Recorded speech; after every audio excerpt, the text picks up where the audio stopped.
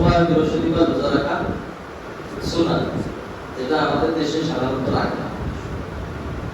শাওয়ালের 6টা রোজা আমাদের অনেকেই রাখে, কিন্তু এই দিনগুলি সাধারণত রাখে না। আবার আইয়ামে বীজ বলা হয়, যে 14-15 আগে, মানে আগে মাসে, এটা কিন্তু সাধারণত মাসে ওইভাবে রাখে না, আরো সেটা খুব বেশি চলে।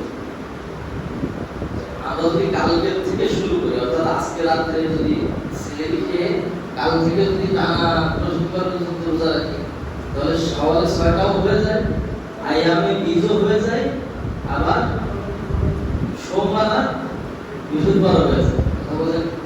এটা সাধারণত বিগত কয়েক বছরের ভিতরে এরকম সুযোগ আসে। এজন্য আমরা চেষ্টা করবো ইনশাআল্লাহ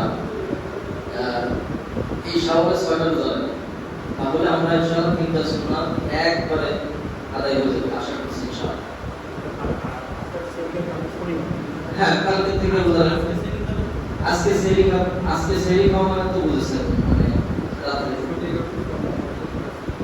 6টা হয়ে গেল, সোম বৃহস্পতি হয়ে গেল, আবার মানে মৃত সুন্নাত আমাদের বাংলাদেশে সোম আর বৃহস্পতিবার রোজা সাধারণত রাখি না।